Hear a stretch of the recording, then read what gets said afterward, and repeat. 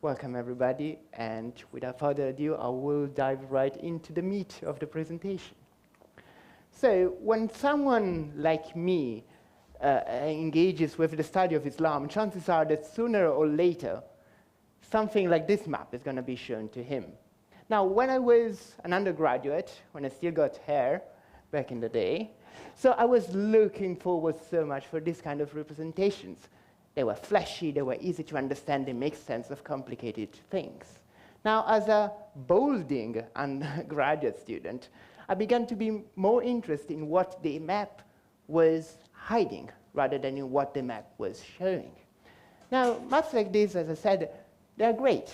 They make sense in simple terms of social changes. At the same time, they hide those behind them. Now, if you look at a map like this, you might get the impression that the change brought about by the Islamic conquest, in this case, happened like something like this. Switch on, switch off. The map changes colors, and we change the labels by which we refer to a certain society. In this case, maybe from a Christian, Roman, Byzantine, Sasanian, what you want, to an Islamic one. Now we come to the central focus of my presentation.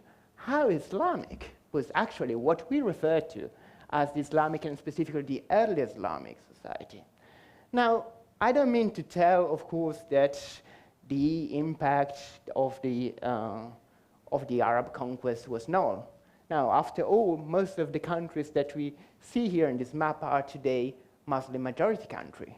And of course, in most of this area, Arabic is the most often spoken language.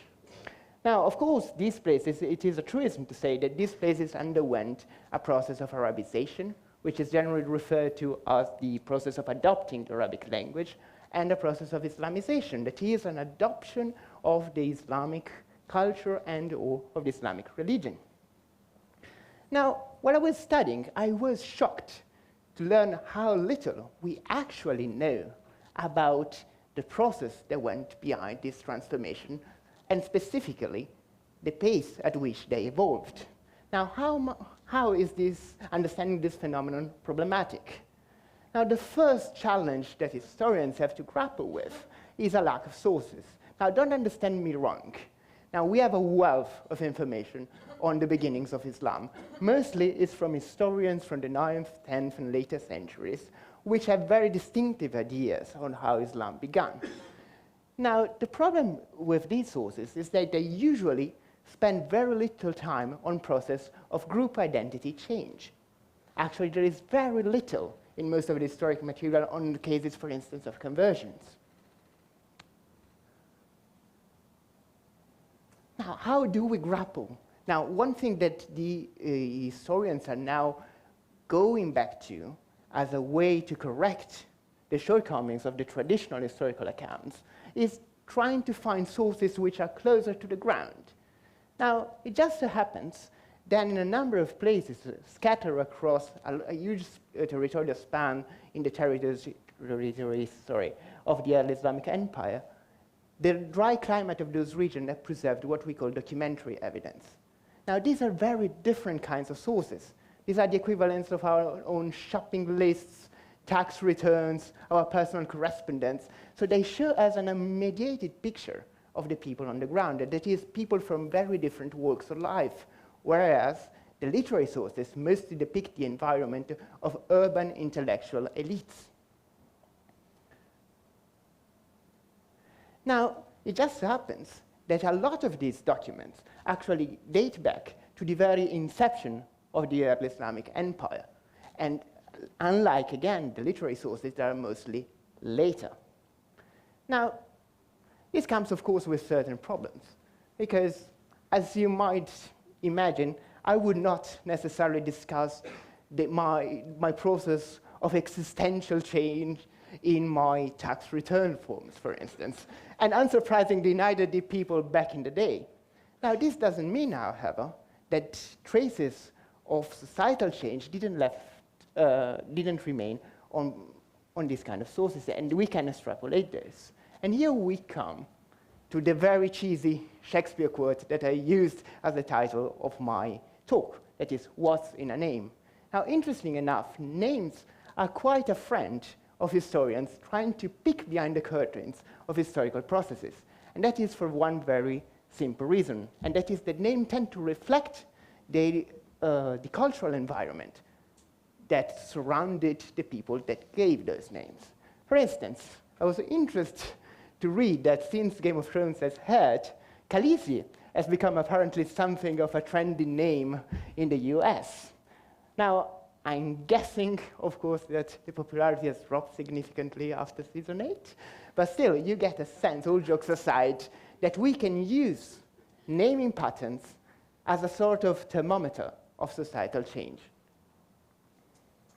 Now, my research focuses on shifts in the way people call their children, essentially, that is, onomastic change across generations, and focuses on two main phenomena. One is the change from non-Arabic to Arabic names, and the other one is from, let's say, generic Arabic names that can fit all confessions to specifically Muslim ones, like Muhammad. Now, this is just one part of the challenge. The other part of the challenge is making sense of the context in which these changes took place.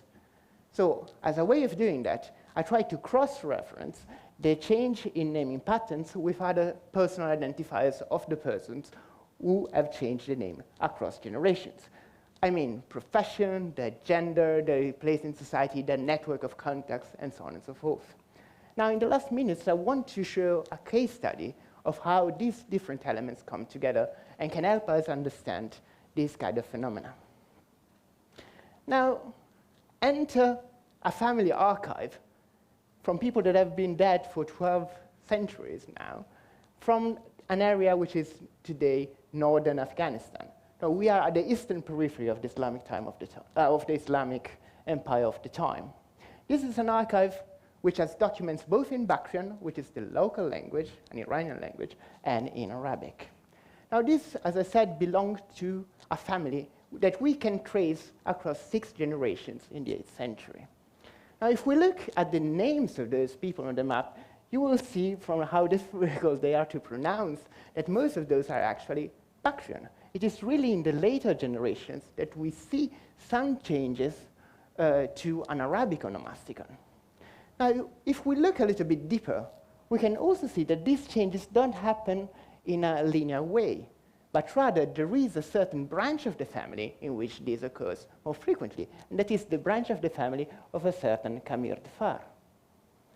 Now, you can see he is the only one in the 4th generations of the family who changes the name in his own lifetime, taking the name Said.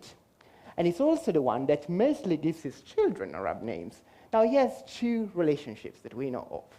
One, it is probably with his own wife, and it is the lineage with these 2 children. We can say legitimate children. And then he has 4 different adult children with a slave concubine, who's called Zeran. And it's specifically this one that carry Arab names. So how can we make sense of this? Sorry. Now, the first time that we encounter Kamir Dfar is at the beginning of the century, and he appears in a contract as the heir apparent of his father.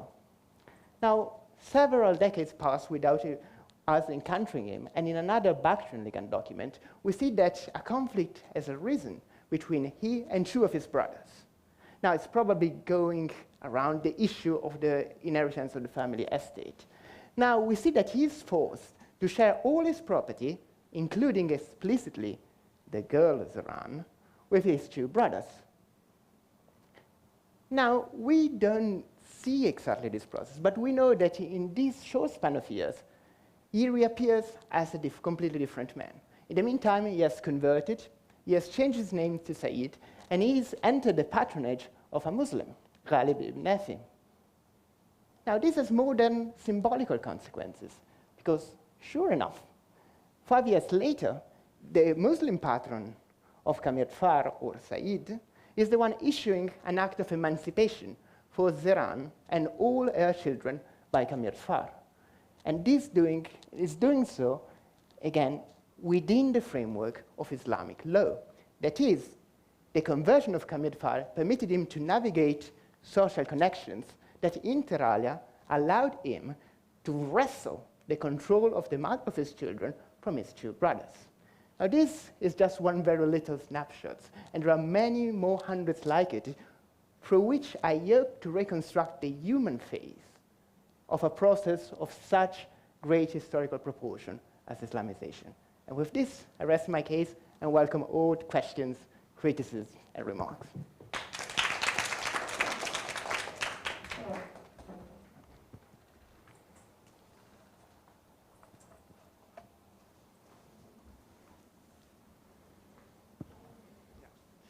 Hi, so Carlos Bravo from Hebrew University of Jerusalem.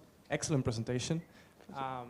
I wanted to ask you, well, you showed us two different types of documents, this kind of vineyard lease and also legal settlement.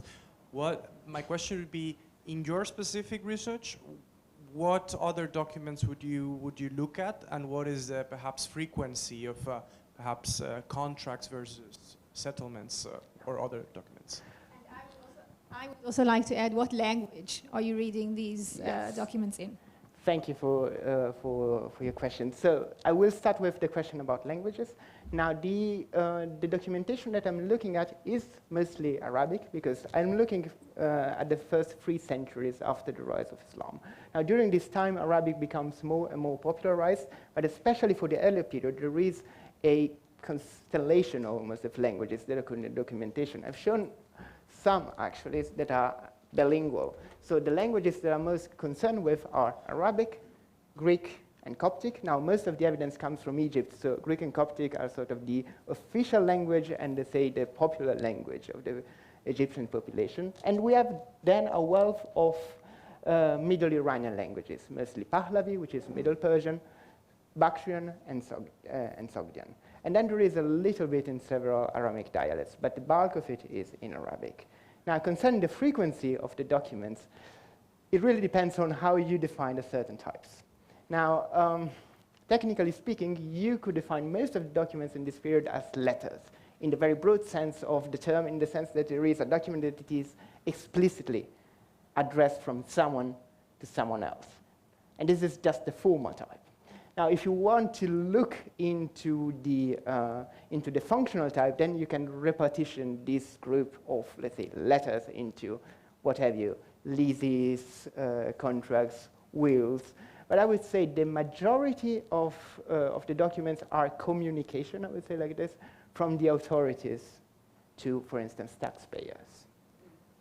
And I would say that these make up roughly 50% of the corpus that I'm looking at. And then decreasing, I would say, personal correspondence, and then all kind of, let's say, buying and selling stuff. And then there is a very small portion of also literary text that we have in these materials from this period. But this is something I don't personally look at, and it's a very small sample. Sorry for the long answer. Hi, Sarah from Ben Gurion University in Beersheba. Very fascinating talk and topic. So I was curious about the different levels of society that you can tackle with this technique. So since you're looking at scripts, I guess these are just literate people. So maybe that the poor ones cannot be tracked, or what are your thoughts about it? Thank you. It's a very interesting and excellent question. I'm so glad you asked. So basically, of course, when we're looking at the people that are actually writing the documents, we're looking at a small percentage. Now, there is no exact statistics on it, so our educated guess is about 10% of the population. But that is the people that are practicing literacy. Now, there is a much wider spectrum of people that are exposed to literacy in one way or another. So why, if you can read or not, you're still getting, let's say, your checks from the government, for instance.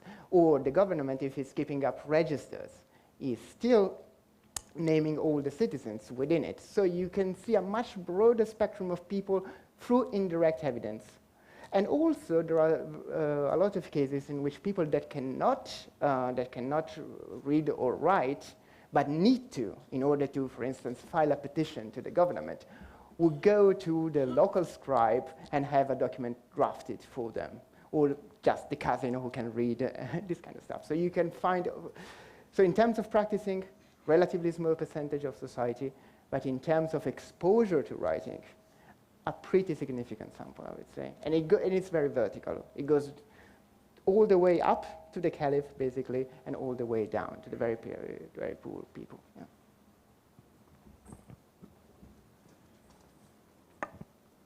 Hi, I'm Milica from Tel Aviv University.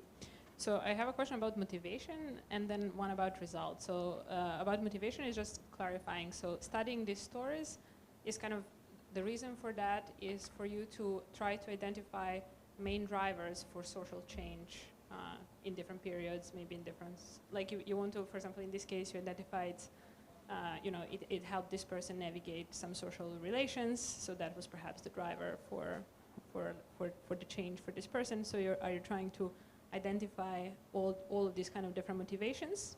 So basically all of these different drivers. So that's about like the motivation, and then about the results. So if this is what you're doing, so what are the main findings so far? So what are the main things that have been driving, this kind of social change? Maybe does it differ in different time periods? Does it differ in different levels of societies and things like that? So excellent questions, both of them. So if I can sort of reiterate the first one, so you're asking for why I'm looking at it. So I am trying to pinpoint, let's say, not just single motivation, but more broadly constellations in which it happens. And I'm also not going necessarily into the question of motivation specifically. Now, we don't know why the guy did it. We can just pinpoint that it happened in a certain situation. So my process as a scholar is not to try to reconstruct what they were thinking, nor either what was their understanding of Islam or of Arabic, but rather to put the evidence out there. This tends to happen in these sort of situations. Yeah. Now, concerning the findings, I've started just 2 months ago, so it is pretty early. But still, I would say that there is one thing that is most interesting for me is that there is what appears to be a relational practices. That is, that people might use different identifiers depending on the persons they are interacting with.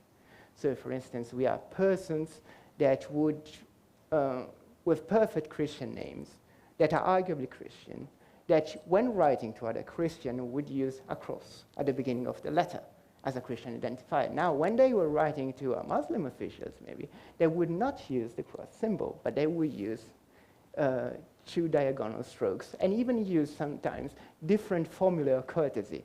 So one of the most interesting findings is that these things are not static, but there is a negotiation that is always going on, so that it is a relational process in which boundaries are very much permeable. Thank you.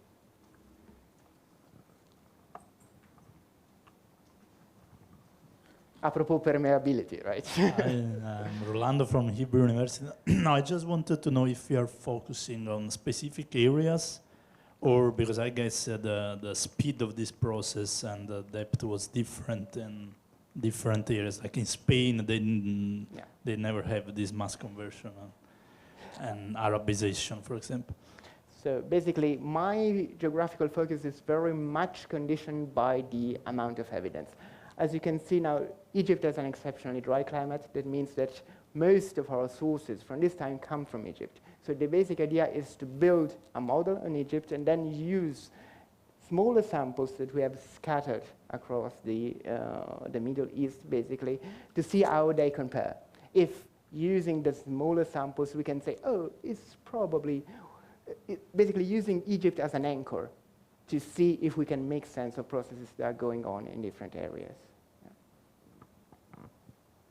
And just to circle back to Spain, one of the limits of this project is that there is very, very, very little documentary evidence coming in this period from the Western Mediterranean. So most of the focus is on this macro region. Eugenio, thank you very much. Thank you.